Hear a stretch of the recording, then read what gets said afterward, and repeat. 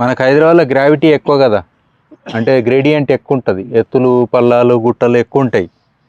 So మీదున్న నీళ్ళనే మనం ఫిల్టర్లు పెట్టవచ్చు, బొగ్గు ఫిల్టర్లు సబ్ సర్ఫేస్వి పెడితే ఊటలాగా అది అయ్యి ఆ ఊట నీళ్ళు కింది చెట్లకు ఆటోమేటిక్ వస్తుంది డ్రిప్ లాగా. డౌన్లో ఉన్న చెట్లకు మీద ఉన్న సీవేజ్ వాటర్ ఊటలాగా అయ్యి వచ్చేస్తుంది.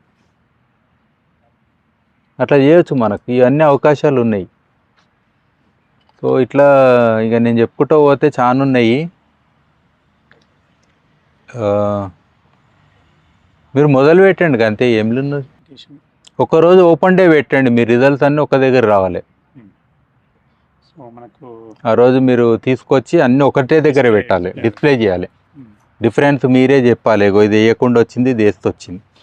ఒకటి రెండు ఫెయిలియర్లు కానీ ఏవో 100 రీజన్లు ఉంటాయి. పడరాని వాళ్ళు కూడా పీకిరు అంటారు, ఏదో అయితే అట్లా, అది వేరే విషయాలు. కానీ బట్ ఓవరాల్గా మీకు అర్థమవుతుంది దీని ఒక సైన్స్ గురించి, ప్రాక్టికల్గా అర్థమవుతుంది మనకు.